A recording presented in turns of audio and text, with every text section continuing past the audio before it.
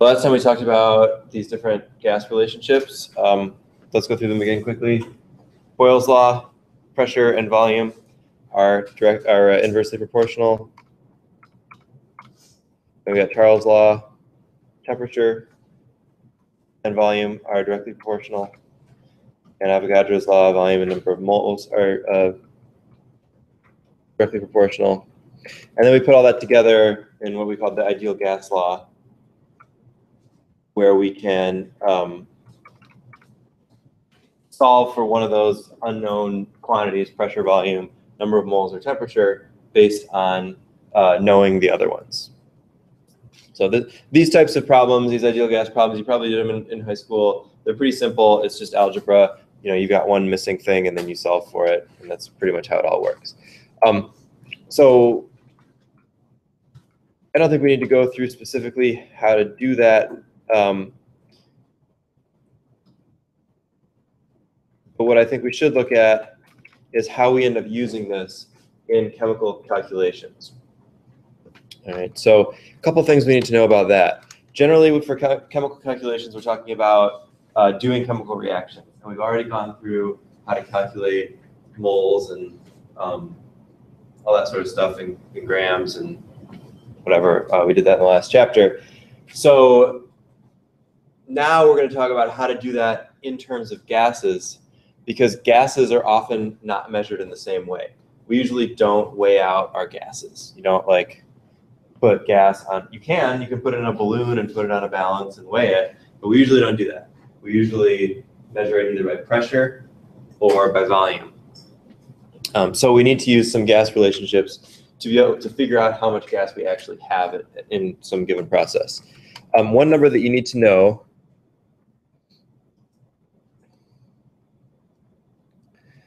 is this one. It's called the molar volume. There's 22.4 liters in in 1 mole of any gas. So 1 mole of any gas will always be 22.4 liters at standard temperature and pressure. Remember, we called these quantities STP, or standard temperature and pressure. So at standard temperature and pressure, 273 K or 0 degrees C and 1 atmosphere, or 760 torr, any sample of gas will take up 22.4 liters. And then using those ideal gas relationships, we can figure out how much gas we would have in other conditions. Because if you change the pressure from if you change the volume from 22.4 liters, you could find the new pressure or the new number of moles or whatever. So let's practice some of those. Here's what that kind of a problem might look like. Quicklime calcium oxide is produced by the thermal decomposition of calcium carbonate, meaning that you take calcium carbonate, you heat it up, and you end up with calcium oxide and carbon dioxide. So it decomposes. Calculate the volume of CO2 at STP, standard temperature and pressure, produced from the decomposition of calcium carbonate to form 152 grams of calcium oxide. So it's really a stoichiometry problem, but we're going to kind of turn it into how much volume of gas are we going to form, because we're often more interested in the volume of gas than the mass of the gas. All right, so what do we need to do first to solve a problem like this?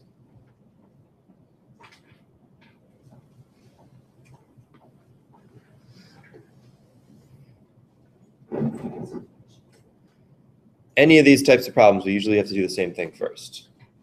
Any of these, stoichiometry quantities problems, what do we always do first? Find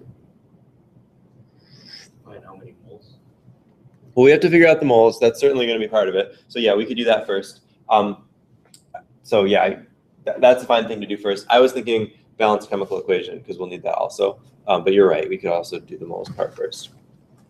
Let's look at, so what would the balanced equation be here? What do we start with?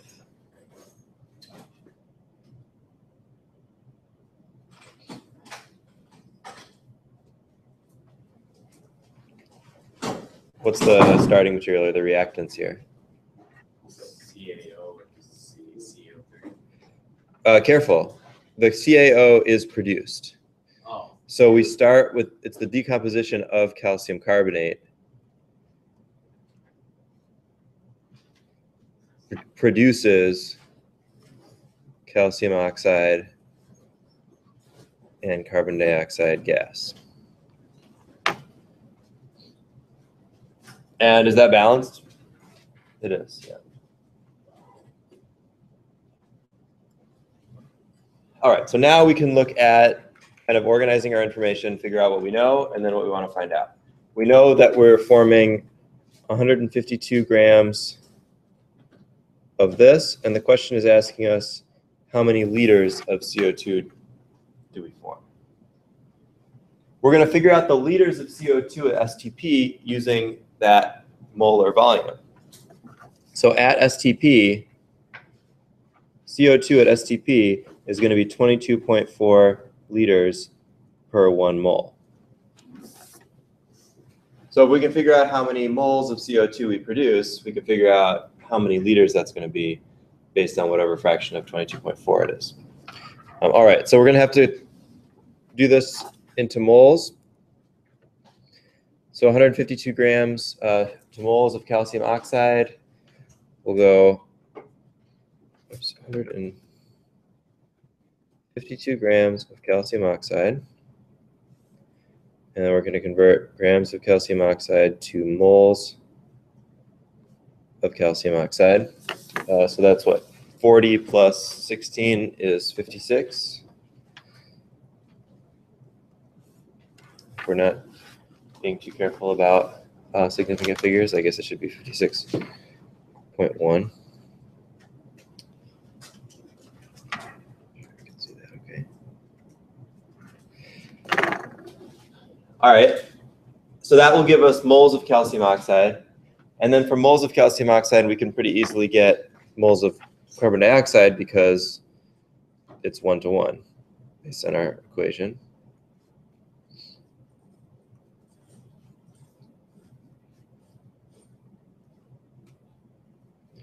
And then our final kind of conversion, if we treat this as one big thing, is to put in that molar volume. Since we are at STP, we can say, well, there's going to be 22.4 liters per 1 mole. Because any gas is going to have the same molar volume. All right, we cancel our units, and we've got get rid of grams, get rid of moles of calcium oxide, get rid of moles of carbon dioxide, and so our final answer should be in liters of CO2. It's out 152.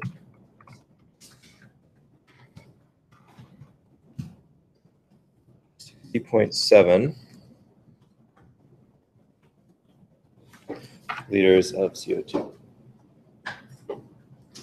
So all that first part is stuff that we've already done. That should be pretty straightforward. The new part is just putting in that molar volume to figure out how much carbon dioxide we have. Now we could also have, if we were given some other conditions, if it weren't standard temperature and pressure, then we would have to plug the number of moles into the ideal gas law and solve for whatever, you know, volume or something that it wants us to solve for.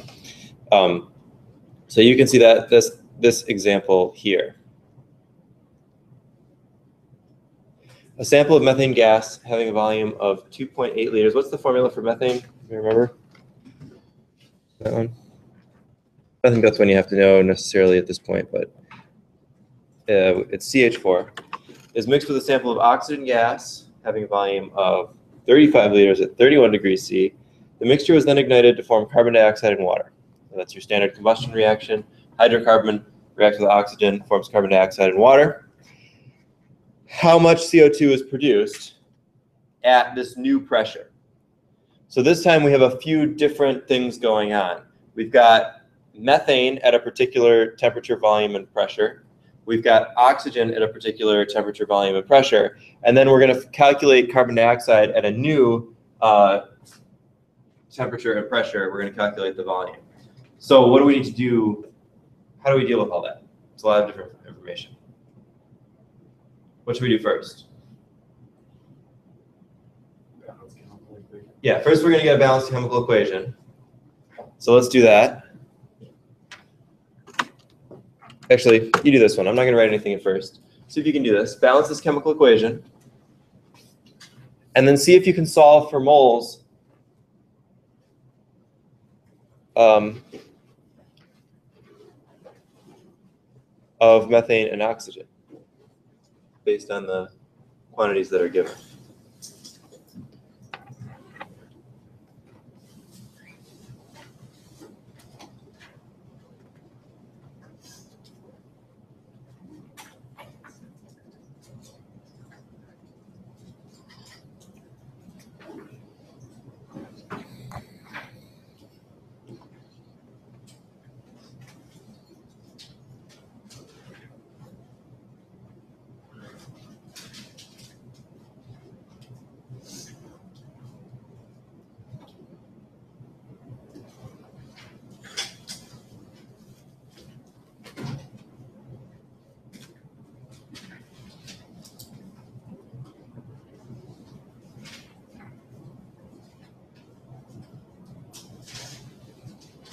If you have trouble reading that up there, you should be able to pull this up on your phone also. It's linked from Blackboard.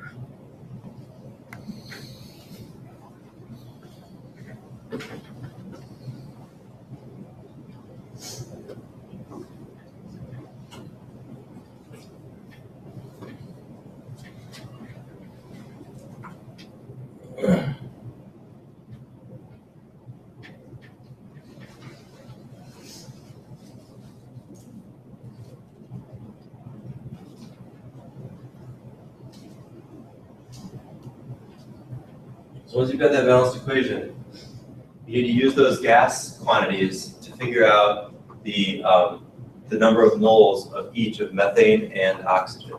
So you solve for methane using the ideal gas law, and you solve for oxygen. Solving for moles, you're given pressure, temperature, and volume. One thing you have to watch out for here, note that temperature is in Celsius, and it always needs to be converted to Kelvin in the ideal gas law. So make sure you convert your temperatures to Kelvin.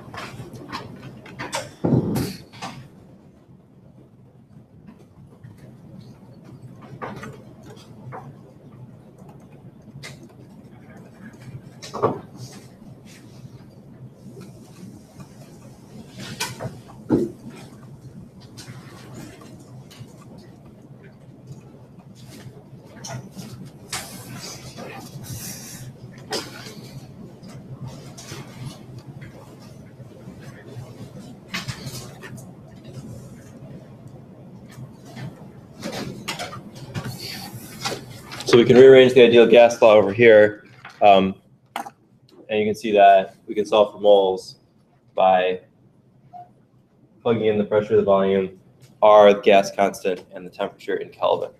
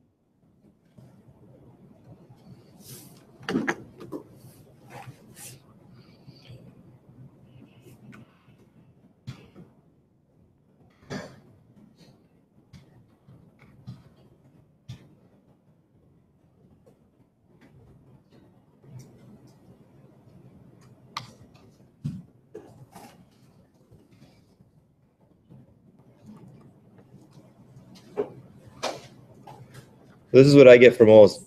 You get the same? Everybody confirm that? I don't know if I have to write it out over here.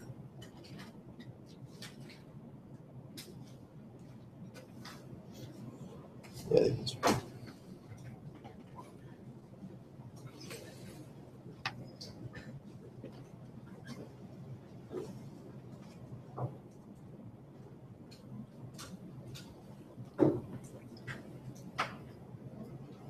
So make sure you can get those same numbers. Remember, you have to convert the Celsius to Kelvin by adding 273. And then we can use our normal gas constant, 0.0821, because we're using atmospheres.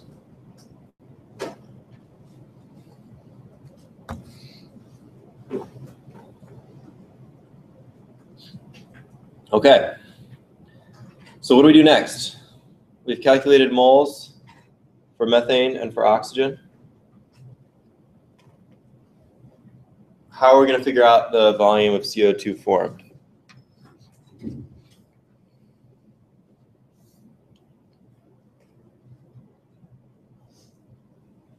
Find which one's the limiting reactant and find out how many moles of CO2 is going to be produced. Right. So we have to figure out how many moles of CO2 are produced. That's a standard kind of stoichiometry question, but we have to be careful about limiting reactant. So what's the limiting reactant here? Is it methane or is it oxygen?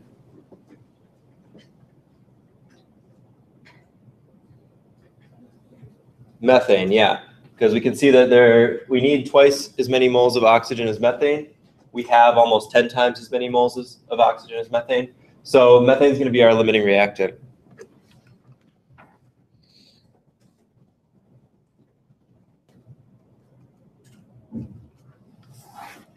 And that means that we're going to use that quantity to figure out the number of moles of CO2 produced. So based on the stoichiometry of based on the balanced equation, how many moles of CO2 should be produced? Yeah, that same number, because it's 1 to 1. If it weren't 1 to 1, we would use a molar ratio just like we did in all those other problems and solve it that way. We don't have to go through all that here because it's pretty obvious. It's just 1 to 1. So 0.189 moles produced. Okay, but now we're not asked for the moles, we're asked for the volume. So how do we turn those moles into a volume?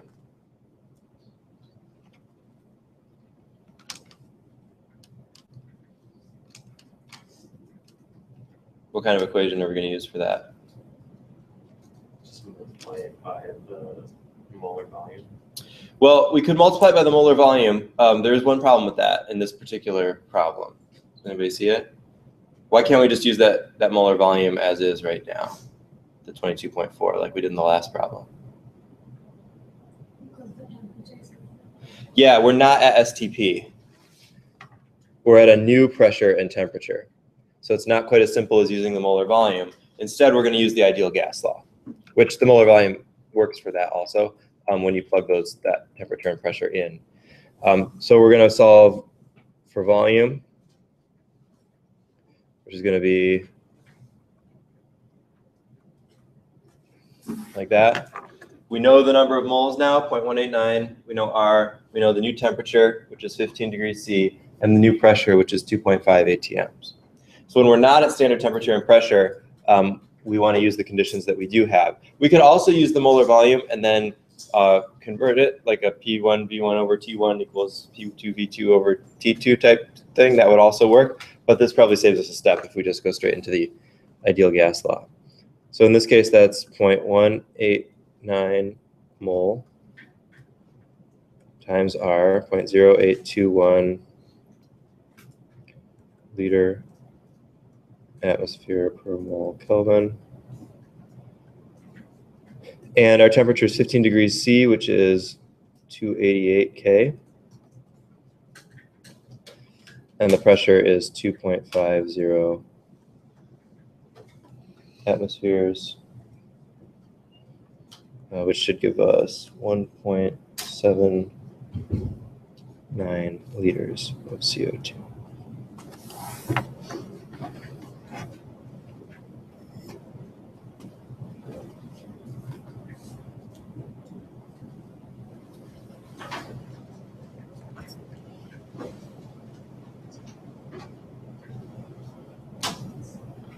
All right. So these kinds of problems, this is definitely what you'll see in terms of how we use the ideal gas law. I don't tend to ask as many questions. It's just like, here's a volume and a pressure and a temperature, just calculate the moles, because I don't know, it's just plugging stuff in. It's not that useful. In an actual chemical situation, how we use the ideal gas law is we use it to calculate the gas that will either form or the gas that we need, the pressures, the moles, as we're going to actually use it. So this is more along the lines of what you'll see, and you'll have plenty of practice of this in the book problems as you go through the homework. All right. Another interesting thing that we can do is we can use properties of gases to calculate molar mass. In other words, if we have an unknown gas, we can figure out its molar mass, we can figure out its identity using measured quantities. And if you think about that, that's a little bit unusual because in a non-gas, a solid or liquid, you can't really do that. You can't take a particular volume of something, let's say, and know how many moles are there. You have to use the mass, and you have to use what's known on the periodic table to figure that out. With gases, you can figure it out because every gas has the same molar volume, has the same number of moles in a particular volume. So we can derive the molar mass in this way from the ideal gas law. The key to this is looking at this relationship. Number of moles is really mass divided by the molar mass. Let's look at those units. So moles equals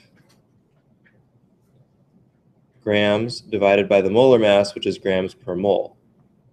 Grams cancel and we're left with moles. This is how we calculate moles all the time. We take the mass, we divide by the molar mass, and we get moles. So if we plug that in to the molar, or to the ideal gas law, you have, instead of PV equals nRT, you have PV equals, we'll say G for grams, and we'll have, we'll say MW for molecular weight, or molar mass, just to try not to be too confusing with the rest of it. And then we have RT. So we substituted in grams divided by molecular weight for N. All right, what's the point of this? Well, we're going to keep going a little bit more. We're going to rearrange this a little bit. So we're going to put the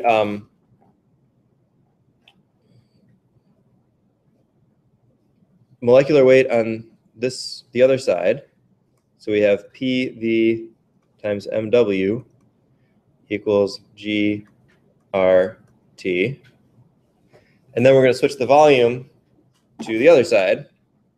So we have pressure times the molecular weight equals grams divided by volume times R times T. And then this, mass divided by volume, is density. So we can say, all right, pressure times the molecular weight equals the density times R times T. And then we can rearrange that to actually solve for the molar mass.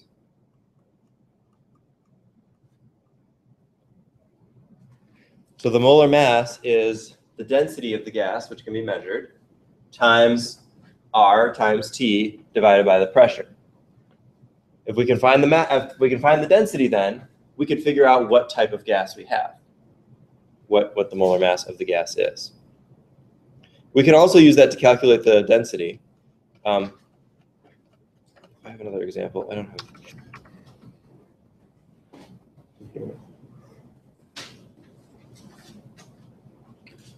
So let's try that, I guess, with this one. I thought I had something a little bit different.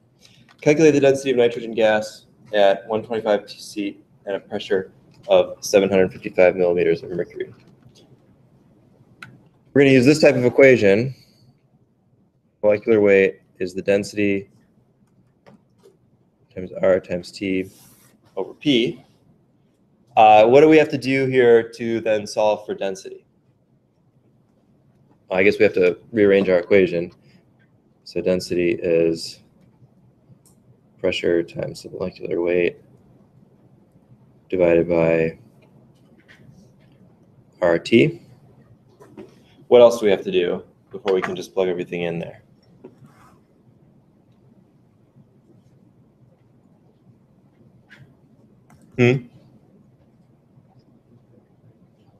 Yeah, we have to do a couple conversions. We have to convert the degrees Celsius to Kelvin, and we have to convert the millimeters of mercury to atmospheres. So 125 degrees C plus 273 is 398 K. And then 755 millimeters of mercury to atmospheres, we divide by 760. Should be just under 1, so 755 divided by 760.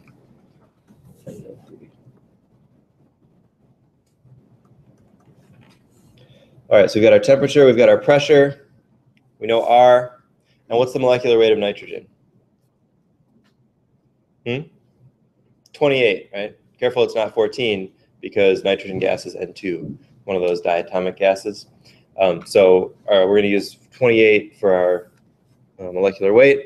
So we can solve for density. Density is going to be 0.993 atmospheres of pressure times 28.0 grams per mole.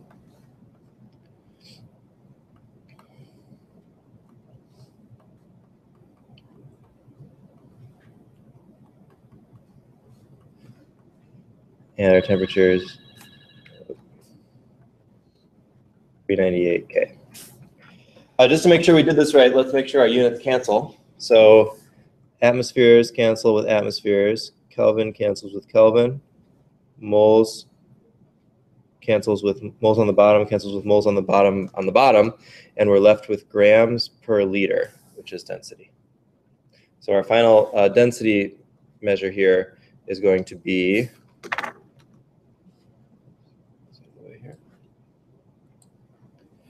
0.993 times 28 divided by 0.0821 divided by 398 is 0.851 grams per liter.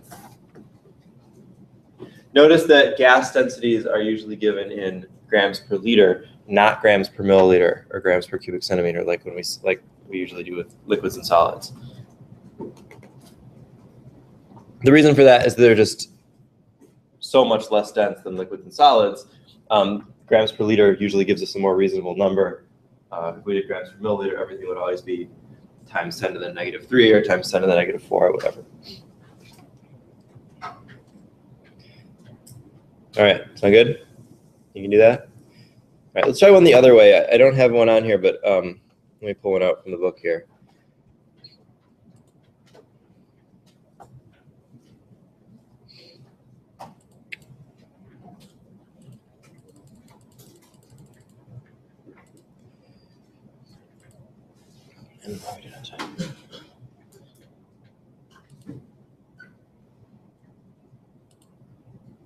As you can see here, there are a lot of practice problems on this kind of stuff. So please make sure that you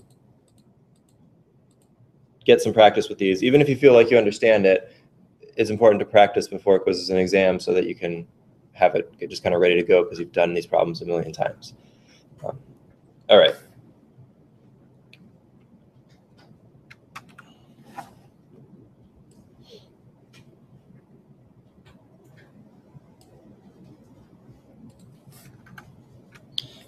So take a look at this one.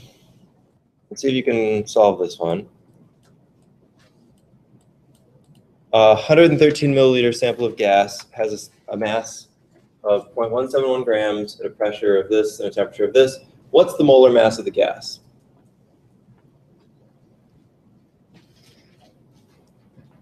See if you can solve that.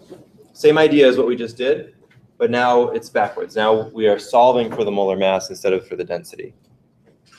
Now we're not exactly given the density, but could we find it? Probably could, right?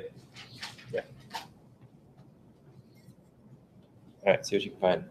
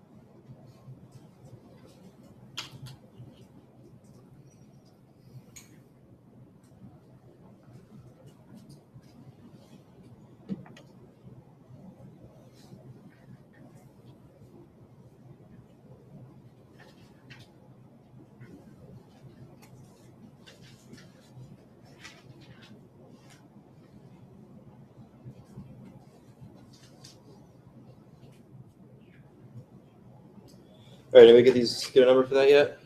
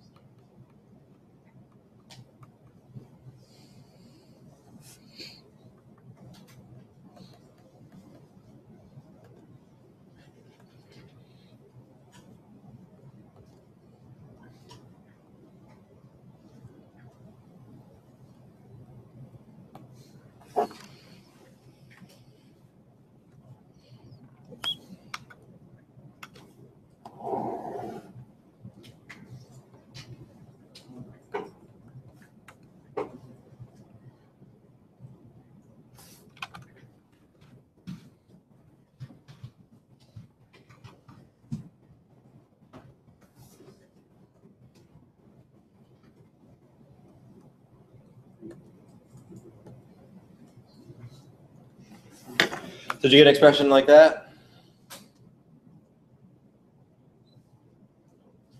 That look all right. We've got our mass. the density is going to be the mass divided by the volume. So you could just calculate the density first and then plug that in, or you could put it all in the thing together. So if we just calculated the density first, that would be 0.171 divided by 0.113, 1.51 moles per liter, or grams per liter, sorry. Remember that we want to have our density in grams per liter, not only because it's a more reasonable number, and that's what we usually talk about gas density, but more importantly for this problem, we need it to be able to cancel with the liters in the R value. And so if we use milliliters, then we're going to be off by 1,000. So you put that all together, 0.171 times 0.0821 times 305 divided by 0.949 divided by 0.113. Should get molecular weight is 39.9 grams per mole. Again, checking our units. Liters cancels with liters, atmospheres with atmospheres, Kelvin with Kelvin, and we end up with grams per mole. So what do you think that gas is? Yeah, probably argon. Could it be anything else? Maybe. Could be, I don't know, some carbon oxygen mixture or something like that. So we don't necessarily know the identity from this because there could be other things that add up to 39.9, but it's probably a good guess that that's what it is. Argon, maybe? Okay. A couple other little problem-solving type things we have to look at, or we can look at, and then we'll get into the kinetic molecular theory, which is kind of why all this stuff happens. First, partial pressures. Partial pressures are pretty straightforward. It just says we don't need to go through the whole derivation of it, but basically, if you have some total pressure of mixtures of gases, instead of a pure sample of gas, you have a mixture of gases. So you have 3 different gases, and the total pressure is 1 atmosphere. We can talk about partial pressures, saying that each individual sample of gas inside there contributes its own pressure. And the 3 pressures all add up to the total pressure. So if you have 3 samples of gases, or 3 types of gases in a container, and it's 1 atmosphere total, maybe they're each 1/3 of an atmosphere of pressure. Or one of them's 0.2, and one of them's 0.4, and one of them's 0.4. That idea. And that's the only part that's a little weird about this is it's hard to think of each sample of gas having its own pressure, but that's kind of the idea. That's how we think about this. Each different gas molecule is exerting its own pressure, and so together we can say like this sample of gas has this pressure, partial pressure, this has this partial pressure, and they all add up to the total pressure. This is proportional to the moles because we know that pressure is proportional to moles. The more moles you have in a given volume, the more pressure you have of any gas. So that means that we can calculate the partial pressures both directly based on like the quantities, which we'll do here, but also we can calculate them based on the moles. So in this case, we have a mixture of helium and oxygen in a scuba diving tank. And for this particular sample, you've got 46 liters of helium at 25 degrees C in 1 atmosphere, and 12 liters of oxygen at 25 degrees C in 1 atmosphere. So what's the partial pressure of each gas, and then the total pressure? All you have to do with this, it's nothing new, it's nothing fancy. It's just using the ideal gas law for each individual sample of gas, and then adding them together. So in this case, we've got 46 liters of helium at 25 degrees C and 1 atmosphere.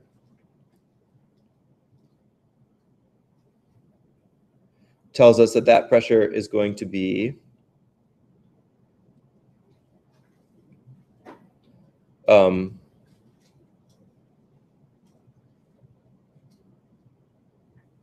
wait, no, we're told the partial pressure of helium, sorry.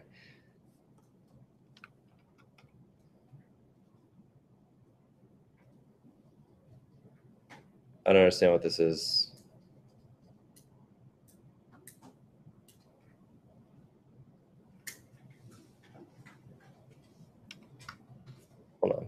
into the non-container.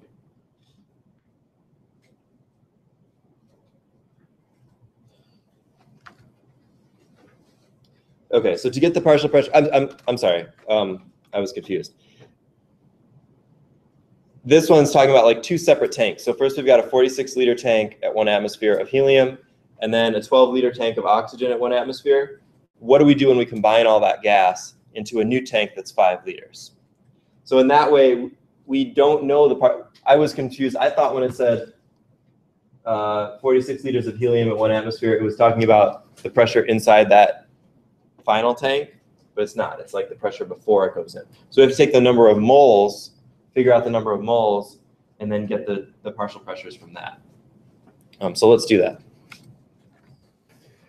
The number of moles of helium is going to be the pressure times the volume divided by RT, right? Typical ideal gas law. And in this case, that's 1 atmosphere and 46 liters times R times the temperature, which is 298 K. And I've got that comes out to 1.88 moles. So in that first tank, we're 1.88 moles of helium. And then in the second bit, the oxygen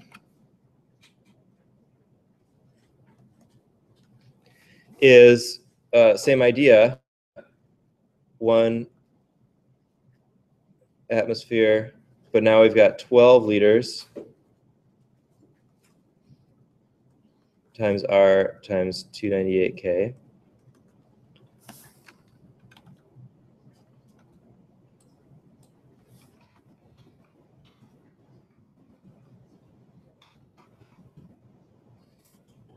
.491 of oxygen. So now we have molar amounts of each of them, so we can calculate the partial pressure of each in that final 5-liter tank. Everything else being the same, assuming temperature is staying the same also. We can look at the partial pressure of helium and the partial pressure of oxygen. For helium, that's going to be nRT over V for this final tank, which is 1.88 moles times R, 298 K. Sorry, I know I'm leaving the units off R, but they're always the same, so we can go back and check those again. And then our new volume is 5.0 liters. And for oxygen, that's going to be our moles of oxygen.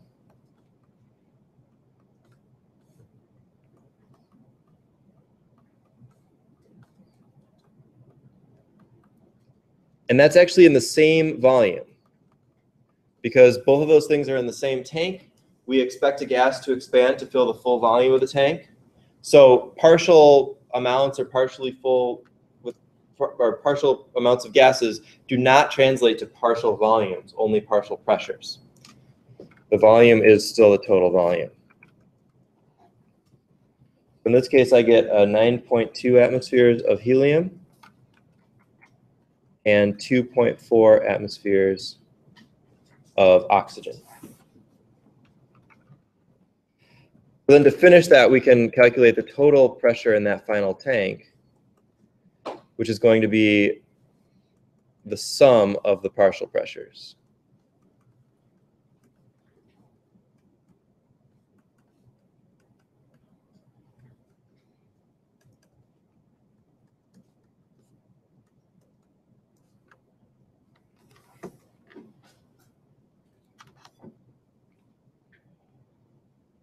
All right. You see how that works? The power of this method, or the usefulness of this method, is kind of like what we see here. You can take individual samples of gases, calculate their moles, and then figure out the total pressure of the final combination because you know the moles of the gases. Now you might notice that a way that we could have solved the total pressure would be to just add up the moles first and use that in the ideal gas law. Right? If we would have just said 1.88 plus 0.491, we would have had total moles of gas in that final container and just solved the ideal gas law that way. And that's fine, that works too. That also tells us that partial pressure is proportional to something called mole fraction. Mole fraction is just what it sounds like, the fraction of moles. So like the number of moles of one thing divided by the number of moles of the total, that's the mole fraction. And we can calculate mole fraction from partial pressure, and we can calculate partial pressures from mole fractions. That's all just kind of a fancy way of saying however much gas there is of different kinds is however much pressure there is from those different gases. We don't need to go through the whole derivation, but let me show you what that looks like in an example. Let's see, do we want to do this? Yeah. The partial pressure of oxygen, 156 torr, and the total atmospheric pressure is 743 torr. What's the mole fraction of oxygen in the air? We can say, okay, well, mole fraction is the same as kind of partial pressure fraction. Should we see that? Oops, right here. Mole fraction, which is this Greek letter chi or chi, is the fraction of one pressure divided by the total pressure. So that's pretty straightforward. Mole fraction of oxygen is the partial pressure of oxygen divided by the total pressure. So that's 156 divided by 743.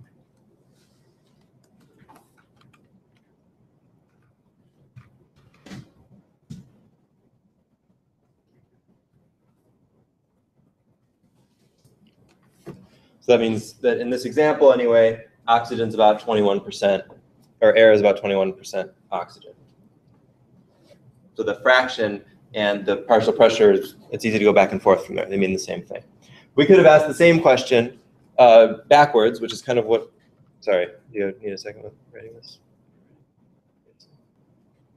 I'll go on in a minute. So you can ask the same kind of question in this way. Look at this number 3. The mole fraction of nitrogen in the air is this. Calculate the partial pressure of air. You can just use that mole fraction kind of like a percentage and figure out how much partial pressure of nitrogen. So the partial pressure of nitrogen is going to be the mole fraction of nitrogen times the total pressure. Again, nothing fancy here, just a basic fraction or percentage type problem.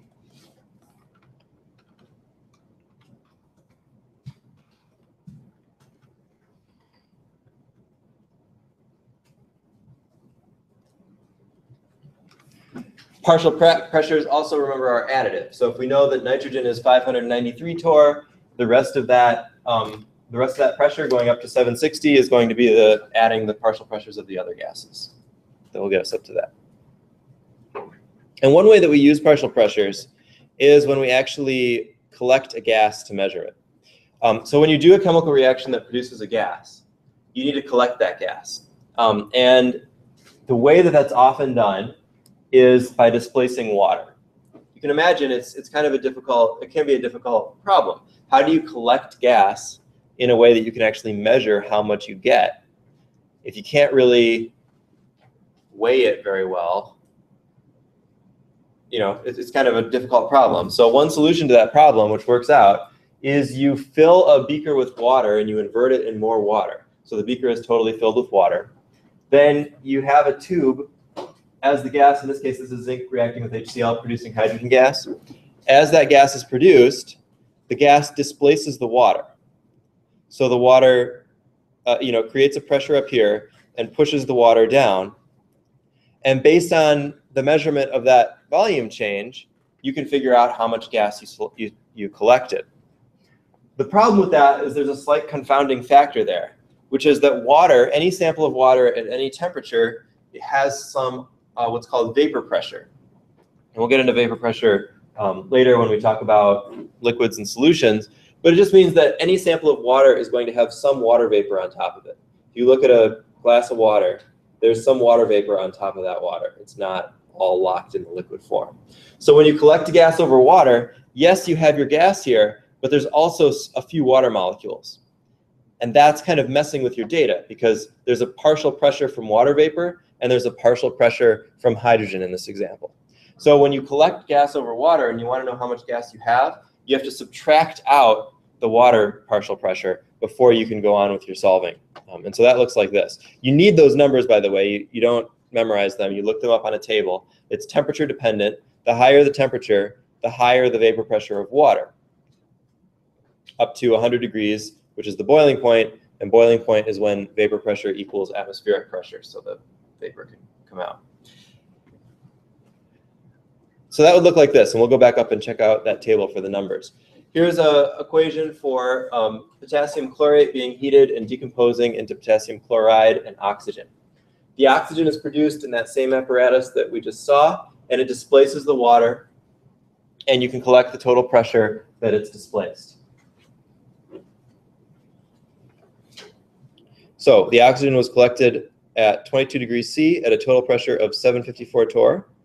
The volume of the gas collected was 0.650 liters, and the vapor pressure of water at 22 degrees C is 21 torr.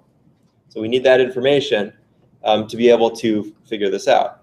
Calculate the partial pressure of O2 in the gas collected and the mass of potassium chlorate in the sample that was decomposed. All right. So the second part of the question is relatively straightforward in terms of it's something we've done before. We can figure out, if we know how many moles of oxygen, we can calculate the mass of potassium chlorate. Right? You probably do that? Okay. So we got to get the mass of the moles of oxygen, which we're going to get from the ideal gas law. And normally that would just be fine. We plug in the pressure, we plug in the volume, we plug in the temperature, and solve for number of moles. So the only difference here is we have to correct for the fact that it's done over water by subtracting the partial pressure of water. So the partial pressure of oxygen is going to be the total pressure minus the partial pressure of water. In this case, that's 754 torr minus 21 torr.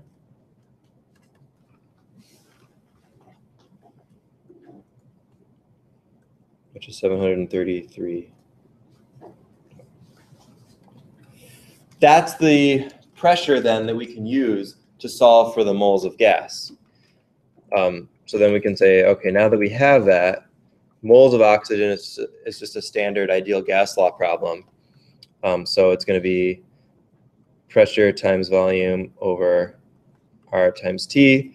And the pressure is going to be that partial pressure of oxygen because we're only looking at oxygen. So we have to convert that to atmospheres, and I don't know, we can evaluate the expression. I'll leave that for you to do on your own. The rest of it is just like the problems we've done before. The new part is when you see that over water, make sure you subtract that. The tricky part of these questions is that often that extra information isn't just given. It'll just kind of say, oh, the oxygen was collected over water and blah, blah, blah, blah, blah. And you have to look for that phrase over water or displacement of water to know that you have to go look up the vapor pressure of water and subtract it out. All right. For instance, in the book here,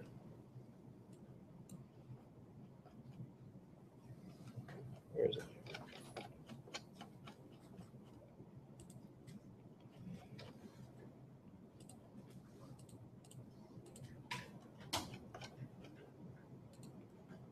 No, I'm not going to be able to find one.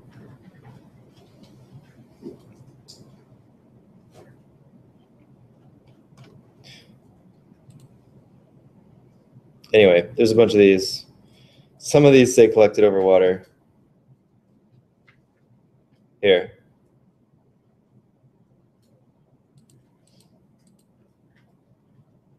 If you look at this, we're not going to do it, but just kind of take a look at it.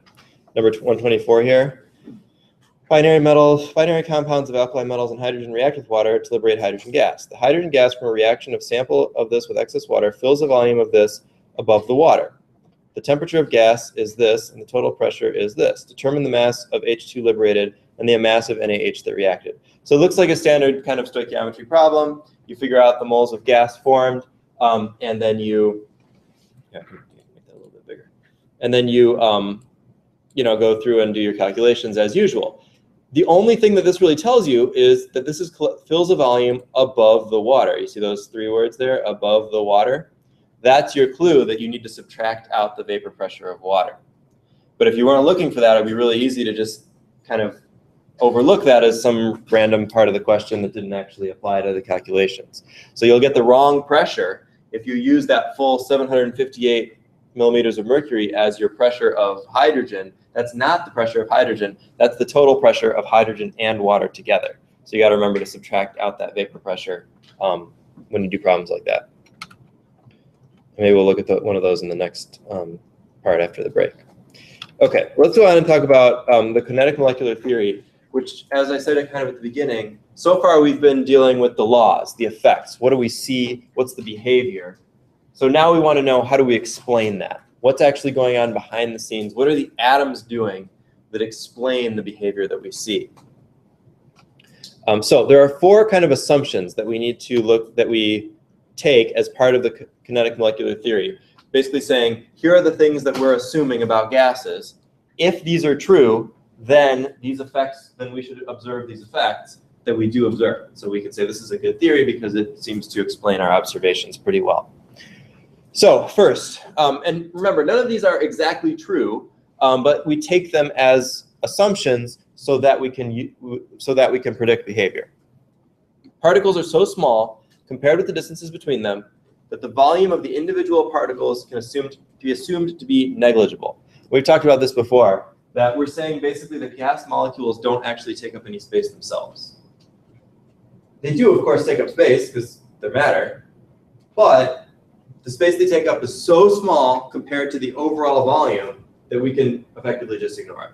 So it means we don't have to worry about the volume of individual particles. That also tells us that when we are explaining why something happens to the volume, we can't simply say, well, because the particles are bigger or because of the individual atoms. Because we're saying, well, that doesn't make sense. The atoms, we're going to assume, have no space. So it's the space they take up by their motion rather than the space that they actually physically take up in their volume. Second, and this is a really important one, the average kinetic energy of a collection of gas particles is assumed to be directly proportional to the Kelvin temperature of the gas. So we've never really, we talked about heat. We didn't really talk about temperature before in terms of what it really is a measure of. But what this is saying is temperature is effectively a measure of atomic motion. The faster the particles move, the higher the temperature. But it's not just velocity, it's kinetic energy. So who remembers from physics the equation for kinetic energy? You know that one?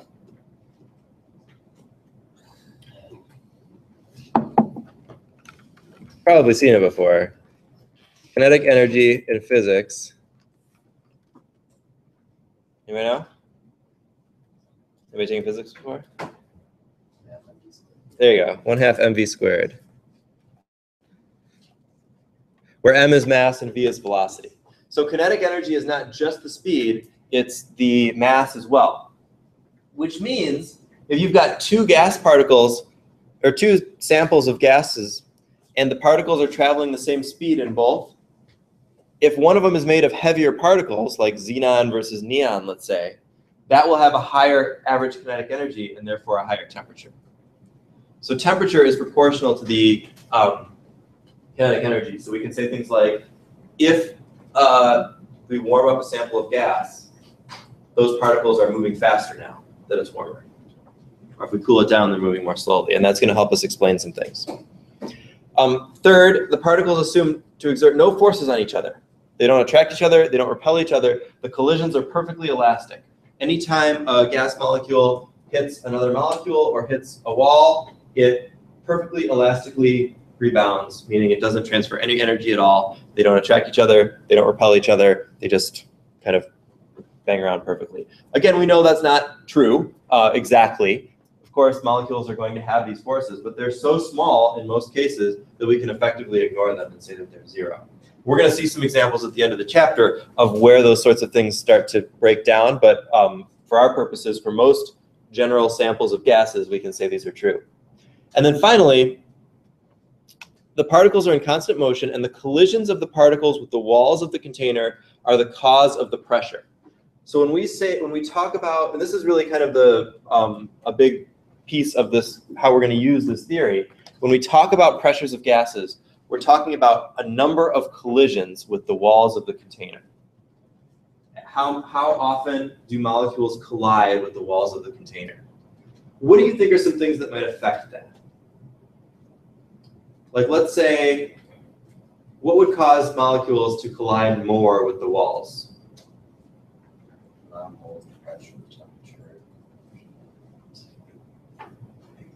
Well, pressure is those collisions, but the other ones, yeah. Right, so if you've got more moles of gas, you'd have more collisions. That makes sense, right? There's more stuff in there, it's hitting the walls more. If you had a higher temperature, it means they'd be moving faster, so they'd hit the walls more. And if you had a smaller volume, there'd be less space, so they'd hit the walls more often, assuming they're in constant motion and all these other things, okay? So what we use for that then is we say, all right, how do we apply this theory to explain the laws that we've talked about? Boyle's law, for instance. We know Boyle's law says that pressure is has an inverse relationship to volume. Meaning we decrease the volume, we increase the pressure. But that's not really a reason, that's an observation. So we'd say the reason behind that is that when you decrease the volume, you increase the number of collisions with the walls. And the collisions with the walls are the pressure. And so that shows that we will increase the pressure. So like if we all got up and just ran around at full speed, blindfolded, and then the walls started closing in on us, we would hit the walls more often. Right? We should try that. And that if we're saying collisions are pressure, then we're increasing the pressure. All right, we can do the same thing with pressure and temperature. That one's perhaps even more obvious. If temperature is proportional to average kinetic energy, so once again, we're blindfolded, running around the room, hitting the walls all the time. If we start running faster, that's the increase in temperature, higher average kinetic energy, we're running faster, we're going to hit the walls more often. And so that is also increasing the pressure. All right, how do you explain Charles' law using kinetic molecular theory? This one's volume and temperature, so pressure isn't exactly in there. How do we explain the relationship of volume and temperature in these terms of average kinetic energy and collisions? Think about that for a minute. So if you have any ideas.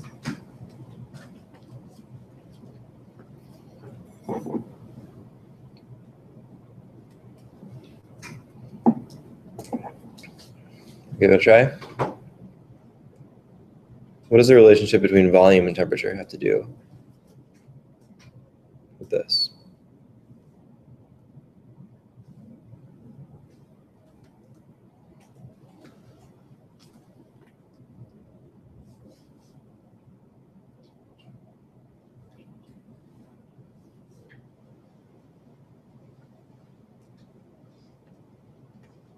Let's give it a try.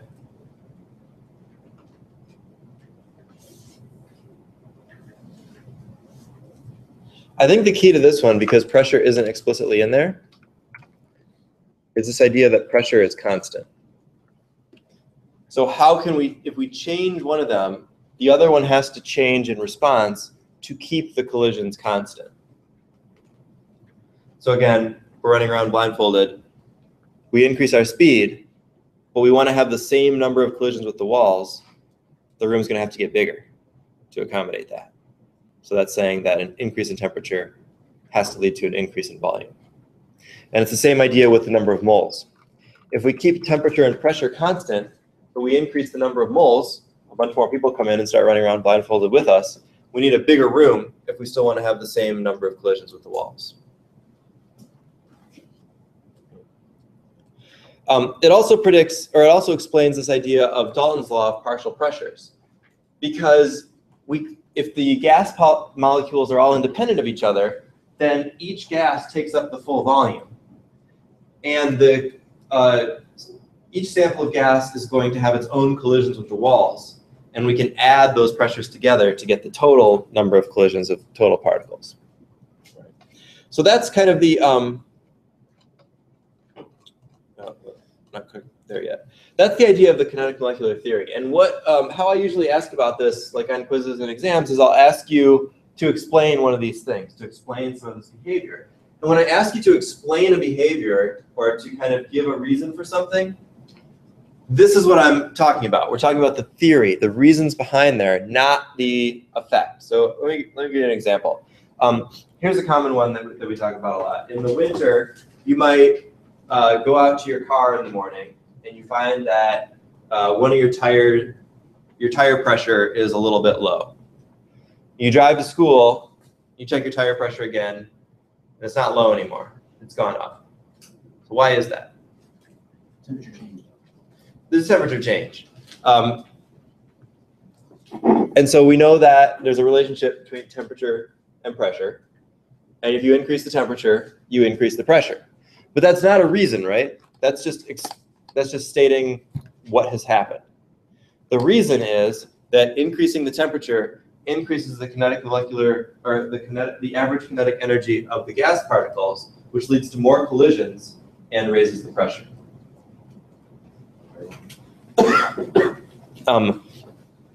I often ask things like that, like I'll say something like, if we go back up to Boyle's law, why does this thing happen? You know, why does an increase of pressure lead to a decrease in volume? And people will say, well, because of Boyle's law. But that's really just saying an increase in pressure leads to a decrease in volume because an increase in pressure leads to a decrease in volume. It's restating the same thing. Boyle's law is that, just saying these things are related. The reason behind it is the idea that how the gas particles are moving and colliding and all of that. So is that, you get that distinction? That we have to use the theory to explain what's happening. We can't just restate the law. Boyle's law isn't a reason that anything happens. It's simply an observation that those things in fact happen. Okay, we got a couple more minutes. So just, we don't need to get into all that. A couple other things you might be able to, see. Again, I'm not sure the equations really help us here. If we look at a gas like this, remember we talk about average kinetic energy? I kept using that term, average kinetic energy. And that's because in a sample of gas, the gas molecules or gas particles don't all have the same velocity. They don't all have the same kinetic energy. There is a range. There's a distribution. And the distributions look like this.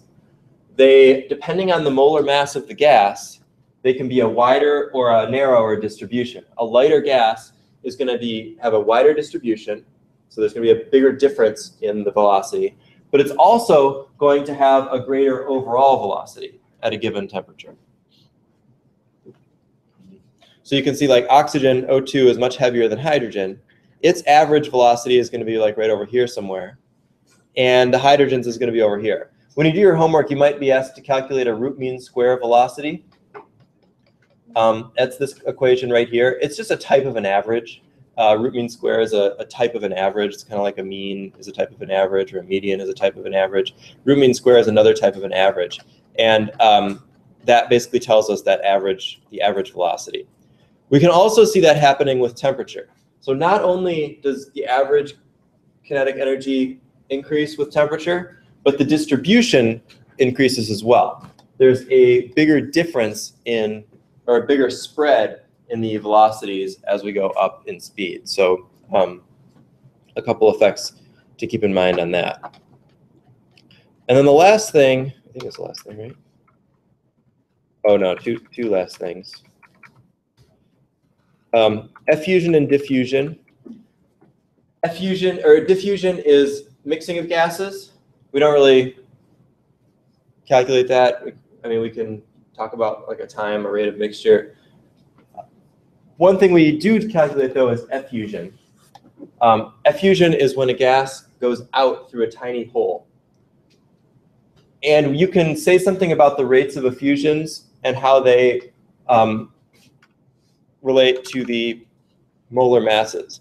So the rates of effusions are actually proportional or inversely proportional to the square root of the molar mass, which means that a heavier gas effuses more slowly than a lighter gas. Now, it's a very specific kind of problem. You can't tie it into a lot of other things.